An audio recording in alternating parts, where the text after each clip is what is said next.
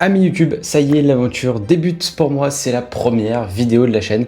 Donc si tu passes par là et que la vidéo te plaît, n'hésite pas à la fin à me mettre un petit commentaire et à t'abonner, ça fait super plaisir. Allez, nous on va profiter de la pause estivale pour faire un petit peu le point, le bilan sur ce début de saison, les déceptions, les réussites, les tops, les flops, les rookies, bref, on va voir tout ça dans le détail. Le mieux pour faire le bilan, c'est de regarder un petit peu là où on en est à la mi-saison, et pour l'instant c'est Oscar Piastri qui domine les débats, mais de pas grand chose. Il a seulement 8 unités d'avance sur son coéquipier Lando Norris. Max Verstappen est quant à lui classé 3ème, George Russell 4ème, Charles Leclerc et Lewis Hamilton à la 5ème et 6ème place, devant Andrea Kimi Antonelli, Alexander Albon est lui 8ème, Nico Hülkenberg est 9ème, et on a enfin Esteban Ocon qui complète ce top 10. Si on regarde un petit peu ce que ça donne au niveau des résultats, on avait plutôt un début de saison qui commençait bien, en tout cas pour nous, pour les fans et pour le suspense, avec une première victoire en Australie dans le chaos de Lando Norris avec la première erreur de la saison d'Oscar Piastri. A noter que Lando Norris lui aussi avait fait une erreur, mais bien moins pénalisée. Ensuite, c'était au tour d'Oscar Piastri de s'imposer en Chine sur le Grand Prix en tout cas, et au tour de Max Verstappen de s'imposer au Japon. On avait donc 3 premières courses, 3 vainqueurs différents. Ça annonce la couleur. Oui, mais les 3 prochaines courses qui ont suivi, à savoir Bahreïn, Jeddah et Miami, ont été toutes remportées par Oscar Piastri. Voilà, à partir de ce moment-là, fin du débat, le titre sera joué par une McLaren, que ce soit Lando Norris ou Oscar Piastri, et léger avantage à ce moment-là en tout cas pour Oscar Piastri. On arrive ensuite en Émilie-Romagne avec le week-end à Imola, et c'est Max Verstappen qui s'impose contre toute attente.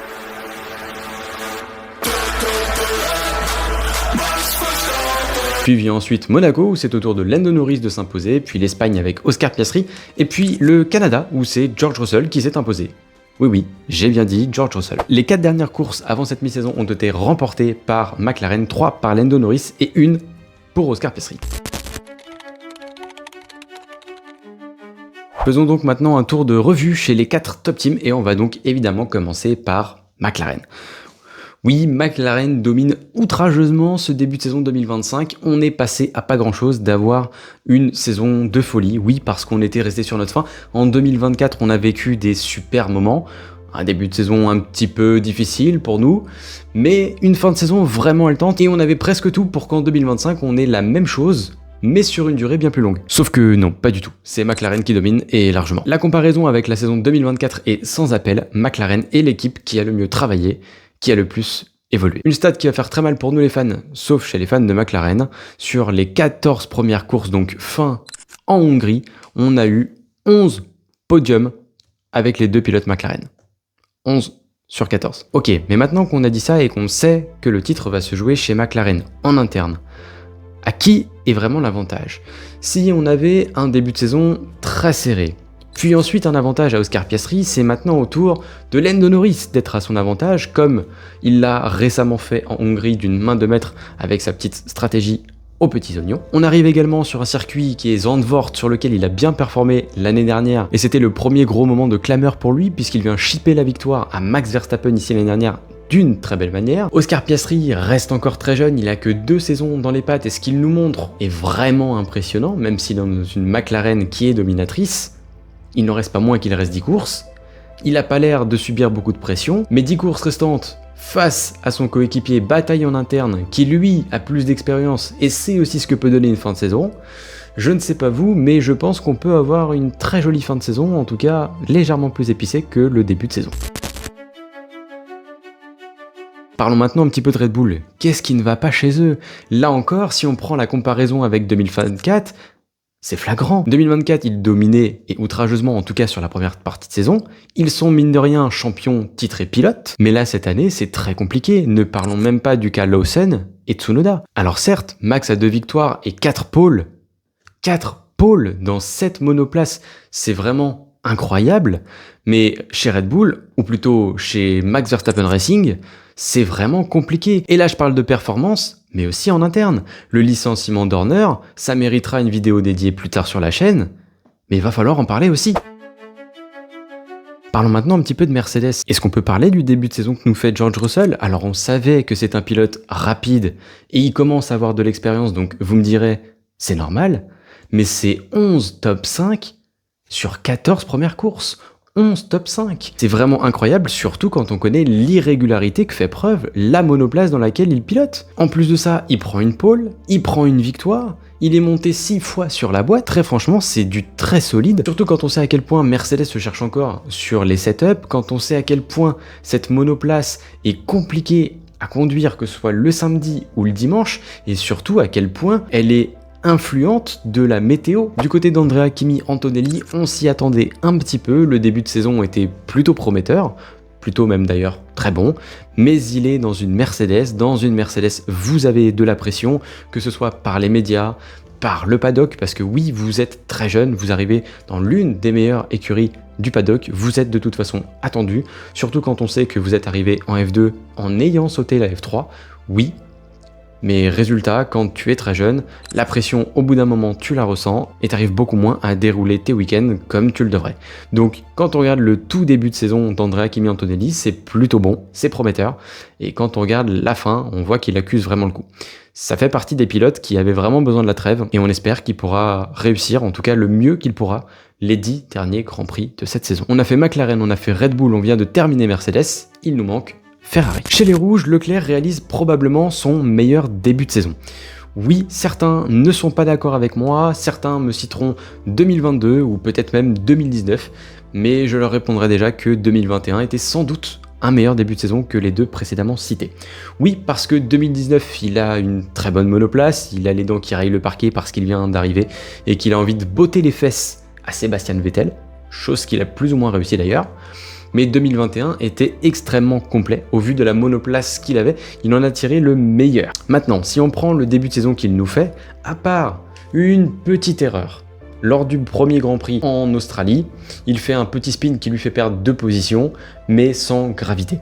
À partir de là, plus aucune erreur. Faut dire aussi que Charles Leclerc est vraiment chouchouté. Bon, ça lui fait pas de mal d'avoir du soutien des fans, et on voit bien que d'ailleurs, ça lui fait vraiment du bien sur le plan moral, mais aussi sur le plan de la perfo. On l'a vu encore une fois sur le week-end de Monaco, où il était totalement galvanisé. Et c'est peu de dire, parce que quand on est chez Ferrari, il vaut mieux avoir ce côté soutien, parce que Ferrari, c'est les maîtres quand même pour te faire passer de premier à 4e en l'espace de 10 tours. Parlons maintenant d'une des plus grosses déceptions. Oui, Lewis Hamilton chez Ferrari, ça claque, mais pour l'instant, ça paye pas. Lewis Hamilton chez Ferrari, c'est sans doute le transfert le plus fou, en tout cas l'un des plus fous, de toute l'histoire de la Formule 1.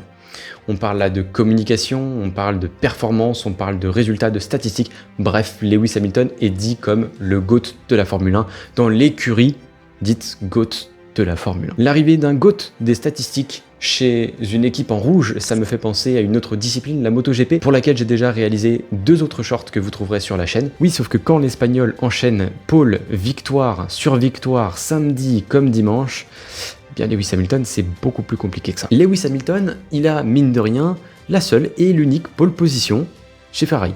Alors oui, c'est une pole position en sprint, et c'est une victoire en course sprint, mais c'est une pole, et c'est une victoire. Et ça, faut quand même pas l'oublier. Pour le reste, on voit qu'il y a un souci d'adaptation réel. Il y a un souci d'adaptation tant sur l'équipe, tant par les setups, que pour la monoplace en général. On le sent très abusé, très déprimé presque. Bref, Lewis Hamilton est le pilote qui avait le plus besoin de cette trêve estivale. Maintenant, ça reste Lewis Hamilton, et pour tous ceux qui nous disent qu'il faut d'ores et déjà le remplacer ou songer à prendre quelqu'un d'autre pour 2026, non. Attendons un petit peu. Lewis Hamilton, je ne pense pas qu'il arrive en 2025 en se disant « je serai champion du monde en 2025 ». Il faut rester honnête, il vise évidemment 2026. Attendons donc de voir 2026 pour juger Lewis Hamilton chez les rouges. Maintenant qu'on a évoqué toutes les top teams, faisons un petit peu le point chez les rookies, qu'est-ce que ça donne? Pour les rookies que je n'ai pas encore évoqués, à savoir Isaac Hadjar, Gabriel Bortoleto, Liam Lawson, et on peut compter Oliver Behrman, c'est plutôt très bon. C'est, je dirais même, plus que très bien. C'est encourageant, satisfaisant, et ça faisait longtemps. Pouvez-vous me donner quel est le dernier rookie à vous avoir fait des bonnes impressions? À part Oscar Piastri. Ça fait un bon moment, et ça fait plaisir. Oui, parce que quand vous regardez chaque week-end les courses de F3 et de F2, et quand vous voyez des juniors qui sont bourrés de talent, qui devraient monter en Formule 1, mais qui ne sont pas choisis, que ce sont souvent les 4e, 5e, voire plus loin qui sont choisis, parce qu'ils sont surtout très talentueux, Ben, c'est un peu dommage. Et là, pour le coup, si on doit parler un petit peu dans le détail, ce que nous fait Isaac Hadjar, c'est très propre. Ça rentre très souvent dans les points, à savoir 5 fois sur 14. Il a fait une erreur en Australie sur le premier Grand Prix de l'année, mais c'est un rookie, ça peut arriver. Il reste plusieurs choses à travailler, mais il le sait. Il le sait, le mental, la communication avec son équipe, et il en a lui-même parlé. Et enfin, s'il vous plaît, arrêtez de nous le survendre. Ce que fait Isaac Hadjar, c'est très bien, mais on ne veut pas le mettre dans la Red Bull maintenant. Le deuxième baquet Red Bull, c'est censé être un tremplin, puisque c'est une top team, mais ce serait sûrement le déclin, voire même la fin pour Isaac Hadjar. Alors non, on ne lui souhaite pas le baquet Red Bull, pas du tout pour le moment. Si on regarde du côté de Gabriel Bortoleto, écoutez, qu'est-ce que vous voulez que je vous dise ? C'est dans la lignée de ce qu'il réalise en catégorie junior. Il est champion de F3 dès la première année, il est champion de F2 également sur son année de rookie. Que demander de plus? Sauf que là, il arrive dans une Sauber. Et quand vous êtes dans une Sauber, si vous êtes P13, personne va vous en vouloir. Mais Bortoleto, c'est pas la P13 qu'il vise. Il est rentré 4 fois dans la zone des points, s'il vous plaît, 4 fois. Et c'est pas P10, c'est P8, P7, P6. C'est incroyable. Pour ce qui est de Liam Lawson, je suis d'accord que le début de saison n'est pas flamboyant du tout, surtout après ce qu'il nous avait montré, ou en tout cas commencé à nous montrer dans ses écuries précédentes, mais ce n'est pas mauvais du tout. Rappelons-nous qu'il a eu que 2 courses dans la Red Bull, et même Max Verstappen le défendait, le problème ne vient pas exclusivement en tout cas de Liam Lawson, mais une fois qu'il a retrouvé un peu de confiance dans cette Racing Bulls, ça marche. Il a été devant Hadjar plusieurs fois, et faut le souligner. D'ailleurs, et c'est important de le souligner, le premier Grand Prix sur lequel il avait déjà roulé, c'était même pas dans la Red Bull. On lui a laissé 2 courses sur des circuits où il ne s'était jamais rendu auparavant. Alors imaginez, vous êtes dans une voiture extrêmement complexe à maîtriser, à régler et à conduire. Vous êtes ultra sous les projecteurs parce que vous arrivez à côté du GOAT Max Verstappen actuel. C'est extrêmement compliqué de performer dans ces conditions. Enfin, et pour terminer, on va parler d'Oliver Bearman. C'est pareil. Son début de saison, il est un peu en demi-teinte. Mais c'est normal. 1, c'est un rookie. Il manque d'expérience et on peut pas lui en vouloir. Et 2, il est dans une as. Si on regarde le cas d'Esteban Ocon, ce que fait le français, c'est encore une fois très sous-coté, et il faut le dire, mais la monoplace est loin d'être géniale et ne permet pas de performer tous les week-ends. Passons maintenant aux surprises de la saison. Qui avait anticipé ce podium de Hülkenberg ? Depuis ses débuts en Formule 1, donc depuis 2010, soit 239 Grands Prix, il n'était jamais monté sur le podium. Il était passé à plusieurs reprises, vraiment pas grand-chose, mais quel bien fou ça fait. Certes, ça n'était pas à la régulière pour lui, mais il faut se réjouir de ça. Il arrive à être sur le podium dans une course folle et dantesque à Silverstone, mais il est dans une Sauber, et il faut l'applaudir. Parlons un petit peu du regain de forme qu'a eu Aston Martin en Hongrie. Qui avait prévu ça? Alors oui, Aston Martin est dans le dur absolu, comme sur la fin de saison 2024. C'est extrêmement compliqué pour l'écurie actuellement, qui a déclaré de toute façon très tôt être passé sur 2026, et ça peut se comprendre surtout quand vous avez recruté Adrian Newey dans vos rangs. Mais j'aimerais souligner la performance de Fernando Alonso, 44 ans s'il vous plaît, en Hongrie, avec les dents qui rayent encore le parquet. Il termine 5ème, il prend 10 points pour l'écurie qui était vraiment en grand mal, et on peut parler également de Lance Stroll. Lance Stroll finit 7ème sur ce Grand Prix là, on voit bien donc que c'est l'Aston Martin qui allait beaucoup mieux sur ce Grand Prix. Est-ce qu'il y avait quelque chose de spécifique en Hongrie qu'on pourrait peut-être revoir sur la fin de saison? Ce serait vraiment chouette, et quand on a un midfield aussi serré que celui actuellement, ça nous ferait vraiment plaisir. Enfin, pour clôturer, on va passer à mes 3 plus grosses déceptions de ce début de saison. Le premier, ce serait Red Bull. J'en ai déjà un petit peu parlé en début de vidéo, mais oui, la situation chez Red Bull est plus que complexe. On vient de perdre tout récemment Horner qui était à la tête du projet depuis les débuts de Red Bull, qui a fait les plus grandes heures et les plus grandes gloires de Red Bull, qui ne sont surtout pas à minimiser non plus. Red Bull, quand ils arrivent en Formule 1, ils partent d'assez loin, et c'est Horner qui a tout construit.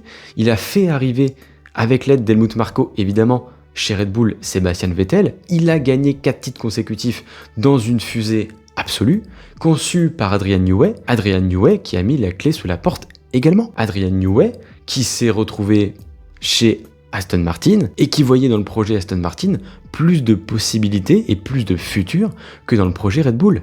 Ça veut tout dire. Et là, je parle que de la gestion interne, mais je parle même pas de la performance. On en a parlé tout à l'heure, mais la comparaison avec 2024, elle fait mal. Et quand on voit ce que Max Verstappen arrive à réaliser chez eux dans cette monoplace-là, faut l'applaudir aussi. Vous faites un condensé de tout ça avec le rajout que l'année prochaine on aura une nouvelle réglementation qui va tout changer, même si c'est principalement le moteur, ça risque d'être vraiment très compliqué pour eux et aussi pour Max Verstappen. Et si c'est compliqué pour Max Verstappen chez eux, attention au départ. La deuxième déception pour moi, c'est Carlos Sainz. J'en ai pas trop parlé dans cette vidéo, mais Williams fait du très bon travail. Grosso modo, on a un midfield qui est extrêmement resserré, peut-être l'un des plus resserrés de ces 10 dernières années. On a un travail formidable d'Alex Albon, on a eu un très mauvais début de saison, il faut le dire, de Carlos Sainz, qui s'est mis un petit peu dans le rang au fil des courses. Alors oui, je sais, il faut de l'adaptation quand on passe de Ferrari à Williams, mais je m'attendais à mieux. Je m'attendais à mieux parce que la pige qu'il réalise chez Ferrari, elle est plutôt très bonne.